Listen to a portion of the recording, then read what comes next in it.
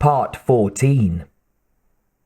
In the operations bay, Ripley peered over Gorman's right shoulder and Burke around the other, while Newt tried to squeeze in from behind. Despite all the video wizardry the lieutenant could command, none of the individual suit cameras provided a clear picture of what the troops were seeing. "Try the low-end gain," Burke suggested. "I did that first thing, Mr. Burke. There's an awful lot of interference down there. The deeper they go, the more junk their signals will have to get through, and those suit units don't put out much power. What's an atmosphere processing station's interior built out of anyway? Carbon fiber composites and silica blends up top wherever possible, for strength and lightness. A lot of metallic glass in the partitions. Foundations and sublevels don't have to be so fancy. Concrete and steel floors with a lot of titanium alloy thrown in." Gorman was unable to contain his frustration as he fiddled futilely with his instruments. "If the emergency power was out and the station shut down, I'd be getting clearer reception. But then they'd be advancing with nothing but suit lights to guide them. It's a trade-off." He shook his head as he studied the blurred images and leaned towards the pickup. "We're not making that out too well ahead of you. What is it?" Static garbled Hudson's voice, as well as the view provided by his camera. "You tell me. I only work here." The lieutenant looked back at Burke. "Your people build that?" The company rep leaned towards the row of monitors, squinting at the dim images being relayed back from the bowels of the atmosphere processing station. "Hell no." "Then you don't know what it is."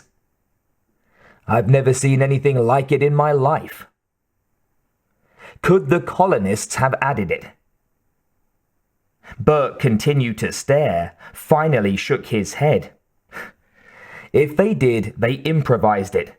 That didn't come out of any station construction manual." Something had been added to the lattice work of pipes and conduits that crisscrossed the lowest level of the processing station. There was no question that it was the result of design and purpose, not some unknown industrial accident. Visibly damp and lustrous in spots, the peculiar material that had been used to construct the addition resembled a solidified liquid resin or glue.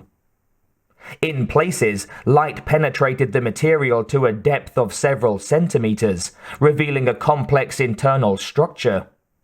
At other locations, the substance was opaque. What little color it displayed was muted. Greens and greys, and here and there a touch of some darker green. Intricate chambers ranged in size from 1/2 meter in diameter to 12 meters across, all interconnected by strips of fragile-looking webwork that on closer inspection turned out to be as fragile as steel cable. Tunnels led off deeper into the maze, while peculiar conical pits ended in the floor. So precisely did the added material blend with the existing machinery that it was difficult to tell where human handiwork ended and something of an entirely different nature began. In places, the addition almost mimicked existing station equipment, though whether it was imitation with a purpose or merely blind duplication, no one could tell. The whole gleaming complex extended as far back into sea level as the troopers' cameras could penetrate. Although it filled every available empty space, the epoxy-like incrustation did not appear to have, in any way, impaired the functioning of the station. It continued to rumble on, having its way with Acheron's air, unaffected by the heteromorphic chambering that filled much of its lower level. Of them all, only Ripley had some idea of what the troopers had stumbled across, and she was momentarily too numb with horrid fascination to explain. She could only stare and remember. Gorman happened to glance back long enough to catch the expression on her face. "What is it?" "I don't know." "You know something, which is more than any of the rest of us. Come on, Ripley, give. Right now I'd pay 100 credits for an informed guess." "I really don't know. I think I've seen something like it once before, but I'm not sure. It's different somehow, more elaborate and... Well, let me know when your brain starts working again." Disappointed, the lieutenant turned back to the mic. "Proceed with your advance, Sergeant." The troopers resumed their march, their suit lights shining on the vitreous walls surrounding them. The deeper they went into the maze, the more it took on the appearance of having been grown or secreted rather than built. The labyrinth looked like the interior of a gigantic organ or bone. Not a human organ, not a human bone. Whatever else its purpose, the addition served to concentrate waste heat from the processor's fusion plant. Steam from dripping water formed puddles on the floor and hissed around them. Factory respiration. "It's opening up a little just ahead." Hicks panned his camera around. The troop was entering a large, domed chamber. The walls abruptly changed in character and appearance. It was a testimony to their training that not one of the troopers broke down on the spot. Ripley muttered, "Oh God." Burke mumbled a shocked curse. Cameras and suit lights illuminated the chamber. Instead of the smooth, curving walls they'd passed earlier, these were rough and uneven. They formed a rugged bas-relief composed of detritus gathered from the town.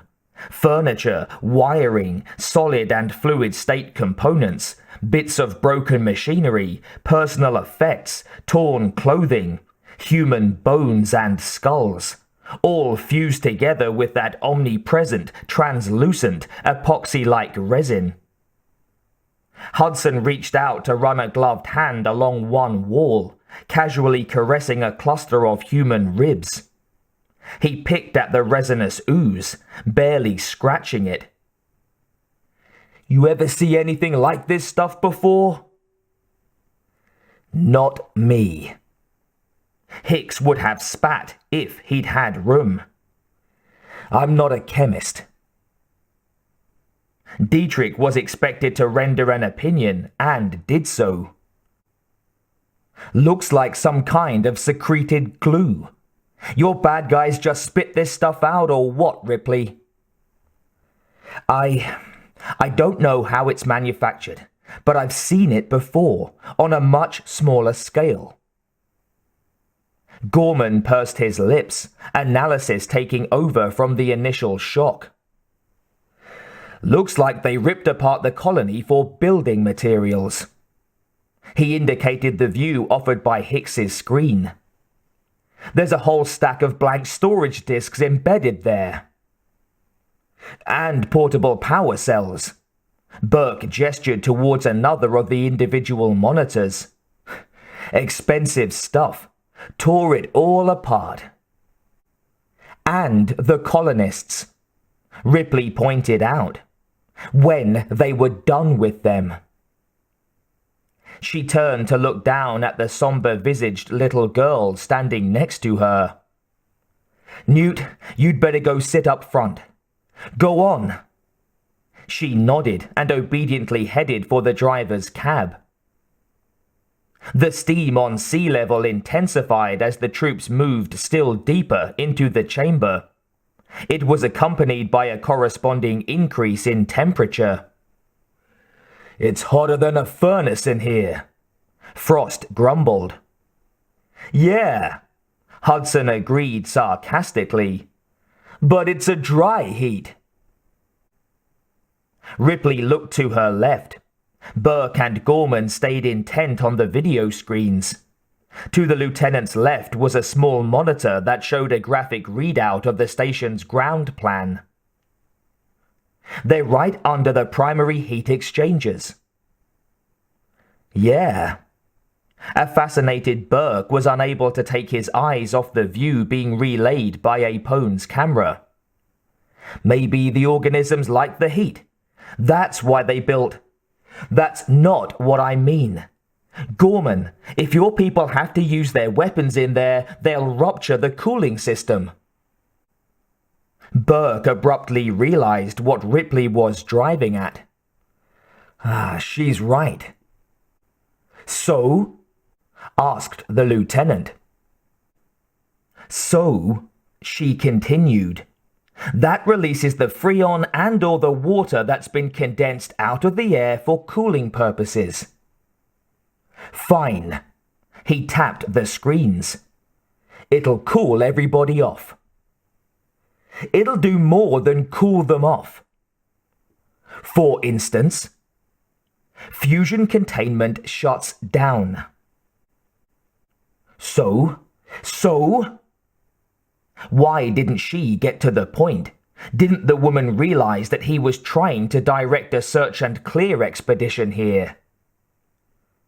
So we're talking thermonuclear explosion.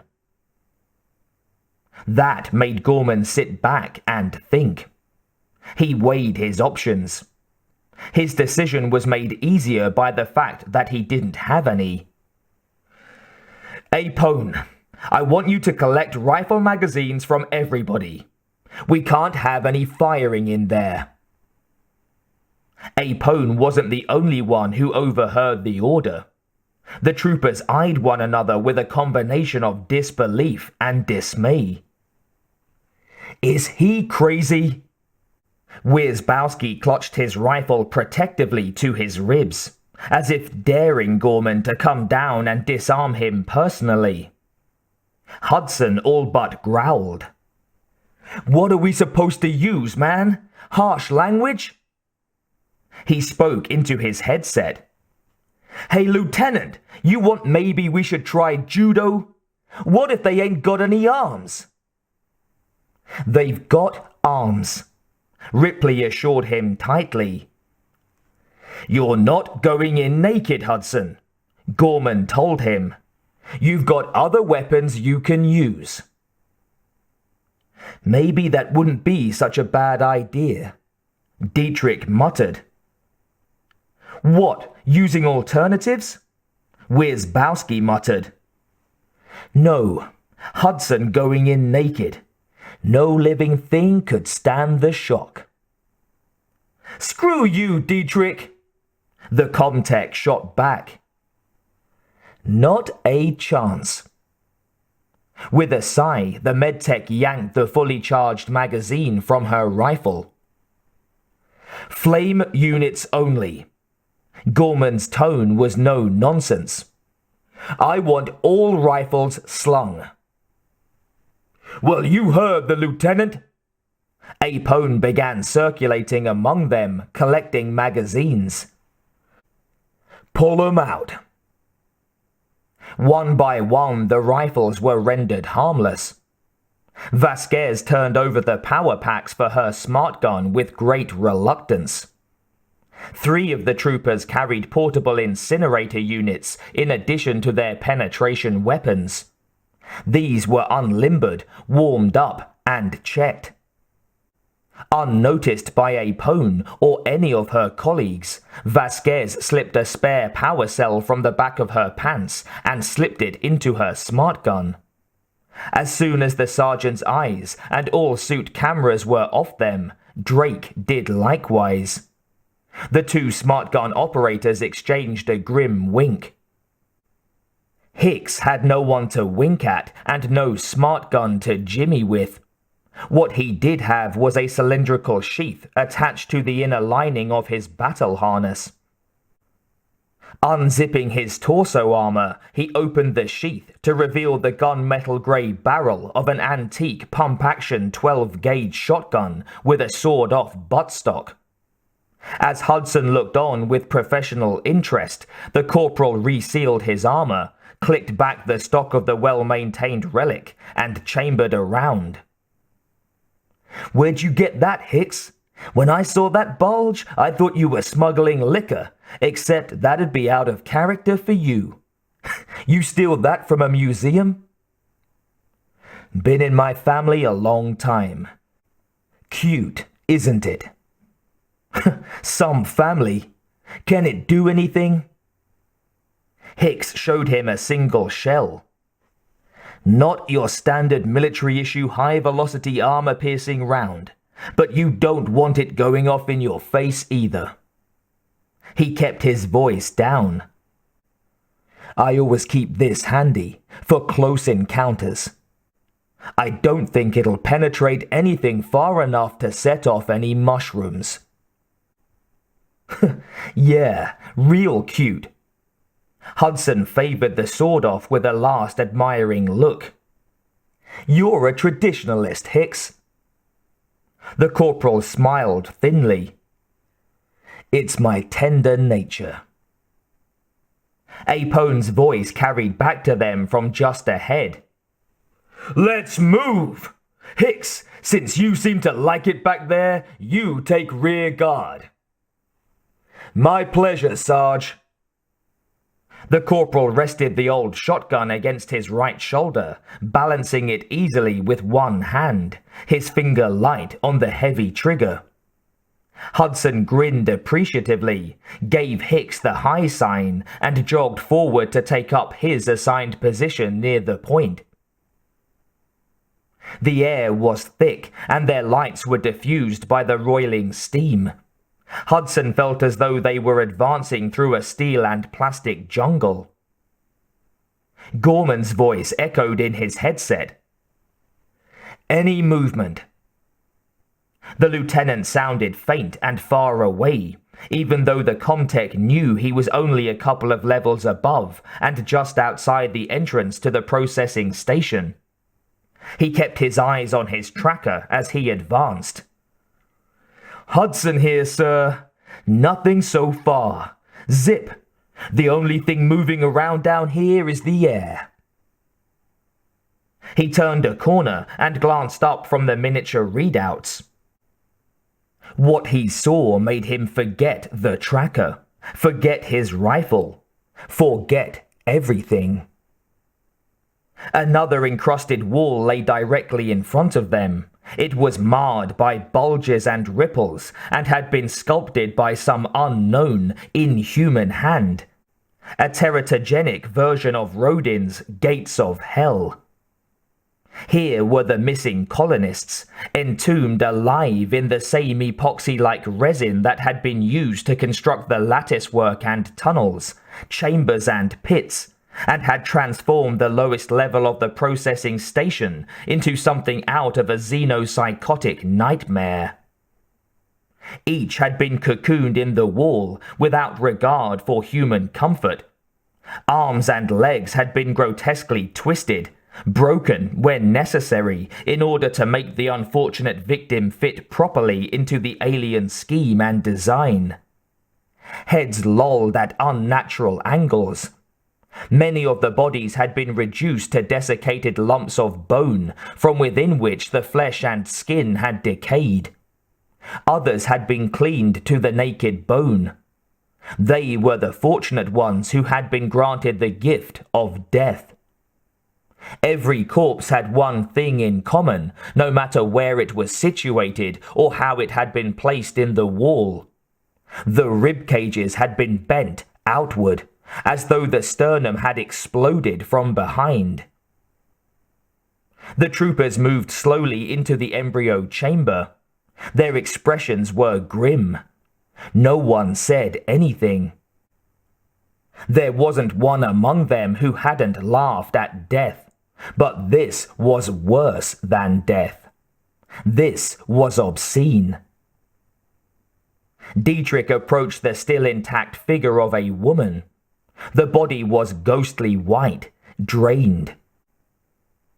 The eyelids fluttered and opened as the woman sensed movement, a presence, something.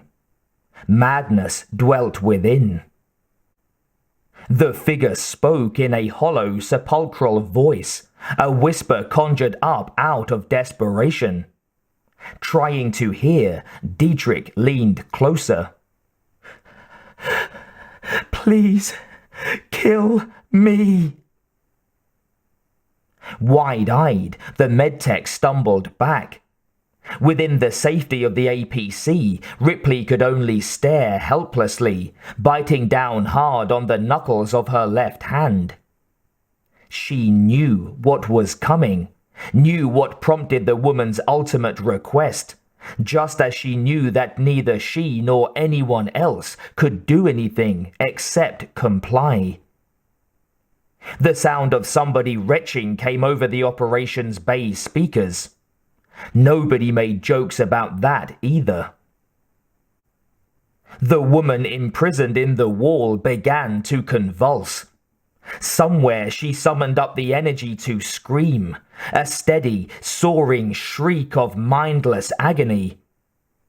Ripley took a step towards the nearest mic, wanting to warn the troopers of what was coming, but unable to make her throat work. It wasn't necessary. They'd studied the research discs she'd prepared for them. "Flamethrower!" Apone snapped. "Move!" Frost handed his incinerator to the sergeant and stepped aside. As Apone took possession, the woman's chest erupted in a spray of blood. From the cavity thus formed, a small, fanged skull emerged, hissing viciously. Apone's finger jerked the trigger of the flamethrower. The two other soldiers who carried similar devices imitated his action. Heat and light filled the chamber, searing the wall and obliterating the screaming horror it contained. Cocoons and their contents melted and ran like translucent taffy. A deafening screeching echoed in their ears as they worked the fire over the entire end of the room. What wasn't carbonized by the intense heat melted. The wall puddled and ran, pooling around their boots like molten plastic. But it didn't smell like plastic. It gave off a thick, organic stench. Everyone in the chamber was intent on the wall and the flamethrowers. No one saw a section of another wall twitch.